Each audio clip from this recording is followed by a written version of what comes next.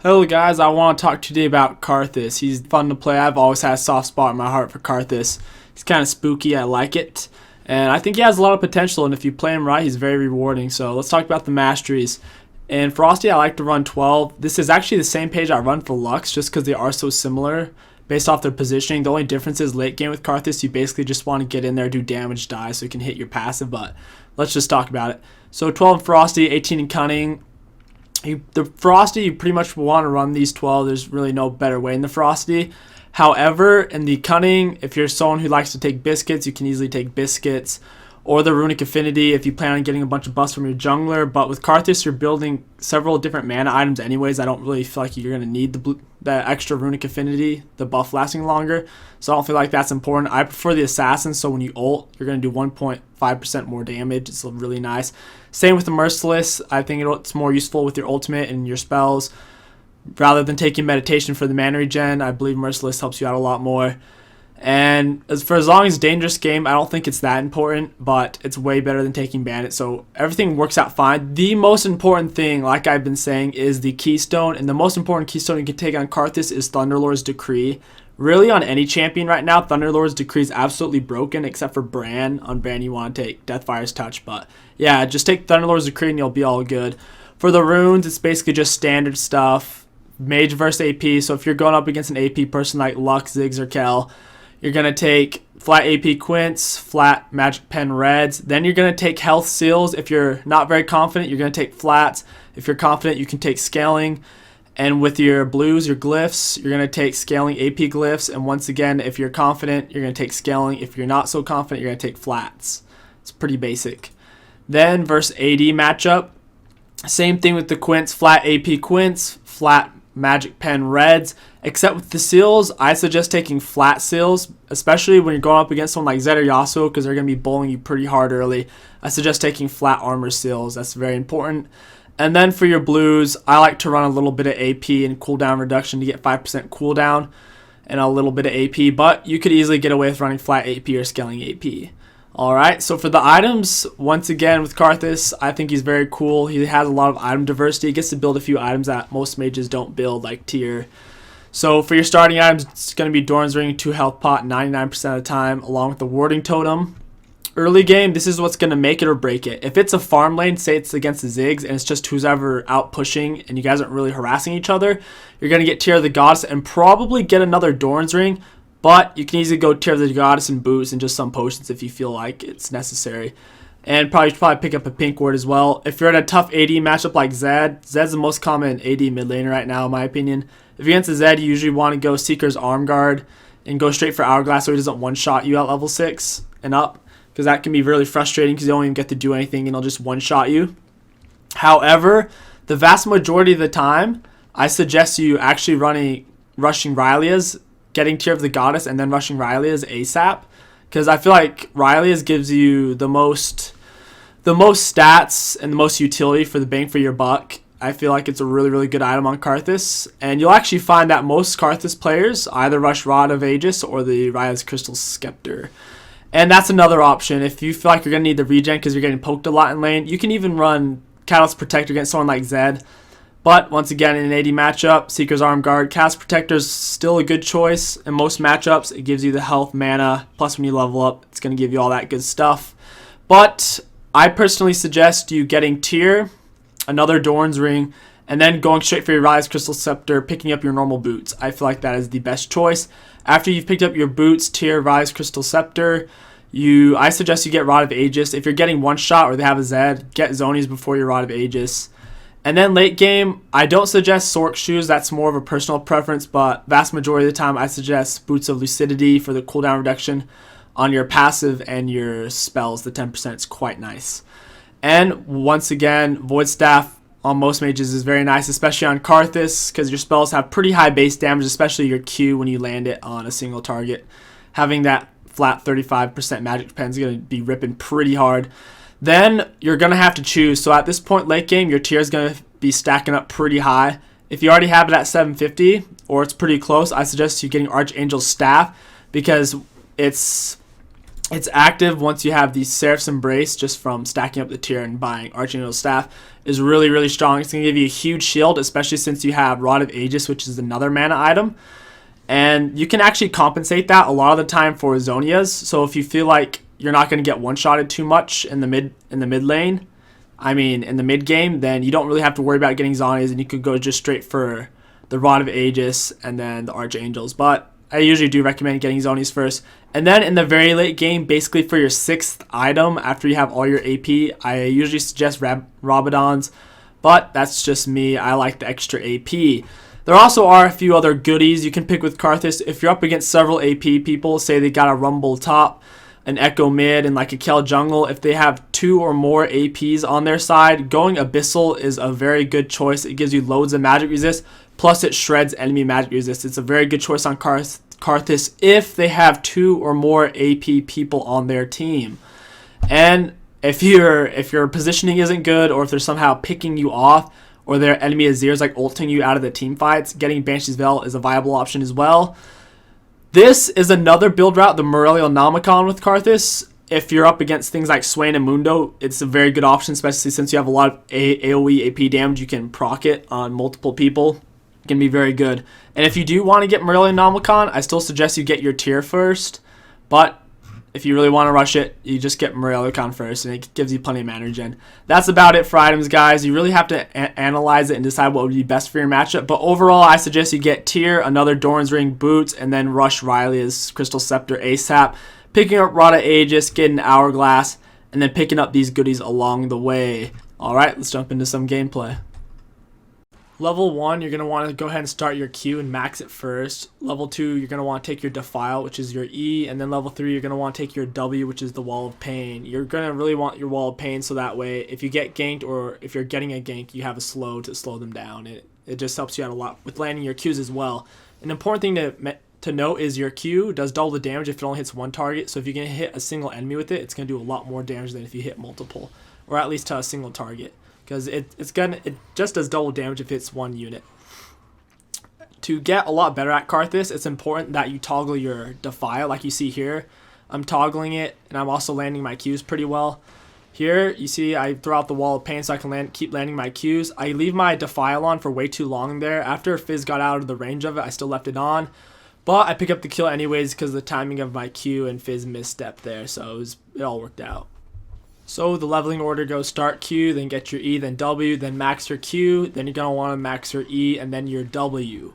It's more important to max your E for the damage. Not to mention your E, every time you kill a unit, it does refund mana, and the more you level it up, the more mana you get back, so it's quite nice, especially with your farming and doing damage to enemies. It's important to note, try to avoid assassin matchups like Fizz. They can be pretty hard on you. But if you do know what you're doing, and if you're satisfied with mainly farming, you can make it work. A lot of Karthus players will actually take Exhaust in the mid lane. I think that's a good idea most of the time, but I don't personally like to take Exhaust because I realize that it'll keep you alive in lane and it will stop them from killing you if they try to all-in you, but it'll put you in a lot of bad situations if you try to 1v1 them and their jungler ends up coming. And I overall feel like the utility from Teleport will help you out a lot more throughout the game, especially if you're losing a lane. You can just teleport back and not have died and get all your stats and stuff. Here you see I don't panic, I just keep landing my spells on Echo, and he kills me because I suck. Once you do hit level 6, you're going to know Karthus is very infamous for his ultimate, which hits every enemy on the map and does damage to them. It's very, very nice. You can pick up kill steals, you can finish off kills, you can help your teammates get the kill with the damage. It's just overall a very, very strong ultimate. Like you see there, if whenever they are within range of you, toggle on your Defile, like you saw there. Fizz sat through my Defile for a little over 2.5 seconds. While they're in your Defile, throw Qs at them, and in between Qs, throw auto attacks at them as well to get maximum damage output. Especially since you have Thunderlord, getting off as much damage as possible to activate the Thunderlord, which is 3 damage attacks on an enemy, will give you a pretty big advantage on them, especially since you have range most of the time. Whenever you're in a matchup against an assassin like Fizz, taking advantage of your range on your Q and using the range of your Defile to hit them non-stop. Like you see here, he jumps me, I activate my Defile, he's out of it, I stop my Defile. I didn't do it quite fast enough, and I burnt a little bit too much mana because he walked out of my Defile and then I left it on, which did burn quite a bit of mana.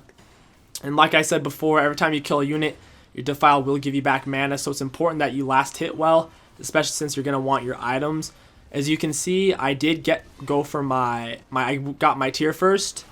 I went tier, and then I went for I'm starting to build my Riley's now. I do pick up the kill on Fizz. When they jump you, don't panic. It's more important that you land your spells than it is for you to try to get away and then just die. Like you see there, I knew I was probably going to die, so I just kept landing my Qs on Fizz and picked up a pretty free kill. Overall, I think a kill on Karthus is better than a kill on Fizz if you know what you're doing. What's really going to separate apart from the good Karthuses and the bad Karthus is your ability to land your Qs, your W, and most importantly, toggling your Defile. Like you see here, he walked out of range, so I turned it off. I'm still trying to land as many Qs as possible, like keeping some distance. He gets close enough to me, I toggle on my Defile. He's still within range of my Defiles. Like you see here, I keep it on. And look, very important, if you watch that again, in between my Q, since my Q does have a cooldown, I'm throwing auto attacks at Fizz. So even though he dodged most of my Qs, he's still getting hit by my Defile, which is that AoE circle around me, plus my auto attack. So I still pick up an easy kill on Fizz, and I have my ultimate. I see GP is low, I use my ultimate, and I don't even get a kill because Mundo kills him anyways. Right here, you're going to see the damage of landing your Q on a single target. I just land 2 Qs and a little bit of my Defile. So my Defile ends up proccing my Thunderlord since it's the 3rd damage attack I did on him. Plus, since my Q only hit a single target, which was Echo, it did double damage. So that's very, very nice. I nearly killed Echo with just like 2 Qs and a little bit of Defile. It's important to note how I toggled on my Defile though. I almost finished off him right there as well. If I had my ult in this situation, I would have been able to finish Echo, but I used it earlier to try to kill GP. It was a little foolish. I should have figured Mundo was going to get him, but I thought GP was going to flash or something. Whenever you're escaping as a team, try to throw down your wall of pain like you see there. It'll make a really easy exit for you, and it's such a big slow that there's no way your enemies are going to be able to chase through it. It's basically like hitting everybody with a Nuna Ice Ball. It's absolutely insane how much it will slow them. Another cool thing about it is whenever you cast your wall into like a bush or shadows, it basically acts as a really big ward, and you can see everything in the area. Since I am stomping on Fizz, the jungle is camping in my lane, just basically sitting there farming it. He jumps on me. Immediately when he jumps on me, I activate my Defile. I throw the wall off to cut off his exit, and I start landing my Qs and leave my Defile on while he's within range. Right here, I leave my Defile on for way too long, as you see, and it drained my mana quite a bit. Very foolish mistake. That's something that all Karthus players can work on, especially me.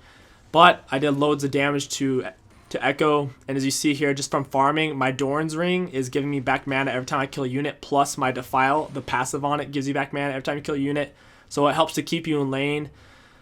As you can see, I mentioned this earlier, that I did get my tier first. I went for the tier build against Fizz, because I don't feel like Abyssal would help me too much against him. It would still be pretty good since he's AP and I'm AP, and it would give me magic resist and stuff. But I felt like going for the tier for the extra mana and then going straight for my Riley's would be better, because since he's melee, if I got Riley's, he would be in my Defile and it'd be constantly slowing him, making it easier for me to land my Qs. And here I see it actually turned out really, really well. I saw Echo really low in the top lane, and I ended up ulting and picking up a triple kill. That's one really cool thing about Karthus, is a lot of times when you ult, you'll be just anticipating, oh, I'm probably going to get this kill, but every now and then you'll pick up like a double or a triple kill. And that's, if you pick up a double or a triple kill on your ult like that, as you can see, the score is like 10-9 right now. If you do that, then you're honestly going to carry the game really, really hard, or at least you have the capability of doing that. This is a pretty interesting fight coming up. I land a really good wall of pain on Fizz, so it forces him to turn around and fight me since he won't be able to get away because he's too slow. I turned on my Defile like you saw there, did damage, toggled it off when he ran away, landing my Qs and auto attacks as he was on me. It's very important you land your Qs in that situation. Echo flashes on me, very important. I throw down my wall of pain, slowing both of them, giving Mundo time to catch up, and right when I die, I instantly start Qing them, which does extra damage. Mundo ends up picking a double kill up, so it all works out pretty well. Here, I'm glad once again I took teleport. I do have my Riley's, so I teleport down, start damaging Karma with my Defile and Qs, and it slows her quite a bit, and which forced her to actually burn her flash. I just keep landing my Qs, which do absolute loads of damage. She has no health, and Mundo picks up a free kill. It's important to note that if I didn't have teleport, that wouldn't have been possible, so now we can translate this into taking a bot turret and a swift dragon. A fight ends up breaking out after I die, and we do get dragon, but a fight ends up breaking out The enemies, like usual, after a fight will end up being pretty low, but they'll always seem to get away. So the infamous Karthus R comes in and automatically does damage, which will end up killing them, especially since you're building AP. I mean, if you're not building AP on Karthus, I don't know what the hell you're building. So I do pick up a double kill, which is very nice, giving me lots and lots of gold. I do have my Rylias, I have my boots, my lucidity, and I also have I'm building my Rod of Aegis. I'm pretty much already there. I'm just throwing down my Qs. I still do have my Defile on. As you can see, I'm just absolutely chunking, pretty much just doing everybody's HP with a few Qs. Plus, I got my slows from my Q and my wall, so I'm doing lots and lots of damage. Enemies will really underestimate how much damage Karthus can do, especially if you're one-on-one and if you land your Q on only one target. Like I said, guys, it does double damage. That's absolutely insane. I mean, that much damage early game if you max your Q and get a little bit of AP is insane. Like right here, Karma's cocky. I start landing Qs on her. I throw down my W, and boom, me and Sona, we blow her up. Absolutely insane. We killed her like in less than 2.5 seconds after my first spell on her. Lots and lots of damage, as you see there. Karthus is one of those mages that is high damage, high utility. However, his weakness is most definitely low mobility, so it's important you have good positioning. After we killed Karma, we stayed a little bit too long under trying to break the turret. So we end up getting GP ulted, and then their whole team just followed up. We do end up picking up Fizz just because he killed me, and then I kept killing him in my passive, but it's important to note that your positioning is very important on a low mobility mage. I do pick up my Rod of Aegis for the extra health, and now I'm going straight for my Archangel Staff, because once it turns into the Seraph's Embrace, it gives you a shield based on your maximum mana, and since the Seraph's Embrace already gives you 1,000 mana, plus I'm going to be getting 700 from my Rod of Aegis at the 10-minute mark, 10 minutes from the moment that I bought my Rod of Aegis, I'm going to be getting a massive shield for my Seraph's Embrace. It's going to be like around 800, which is going to be really nice. I can pretty much get that instead of Hourglass for right now until the enemies get a lot more burst. Another thing to note, right now I don't really have any much interesting gameplay playing on the stream, but important thing to note as Karthus, your ultimate can be cancelled.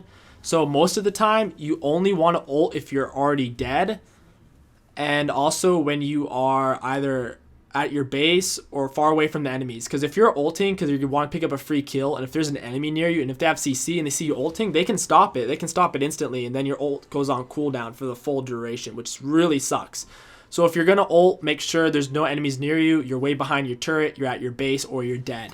It's important to remember while you are dead, and so whenever you die, that's when your passive kicks in. It doesn't have a cooldown, so you can die every time you respawn and your passive will kick in.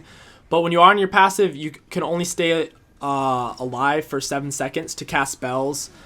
And your ult is a 3-second channel, so when you're channeling your ultimate, make sure you don't wait too long. So for example, say you, for the first 4 seconds or 3 seconds and a half, for the first, like 4.5 seconds or 4 seconds or more, you're casting your spells, your Q and your W and stuff. And then you won't be able to ult because your ultimate is a 3-second channel. So if you take up more than 4 seconds, exactly, if you take up like 4 seconds and 1/10 of a second, you won't be able to ult because the channel of your ult doesn't increase the duration of your passive. So it's important to remember when you die, that's typically when you want to ult in a team fight, but make sure you throw out some spells and you're slow first, because you want to get off as much damage as possible so that way you can secure the kills. I hope you guys enjoy this guide. I think Karthus is really rewarding and loads of fun to play, especially since you can kill still and get lots of kills with your ultimate for free. He's got loads and loads of damage, a pretty hefty CC, and he's pretty much just a carry beast. Hope you guys give him a try, and best of luck.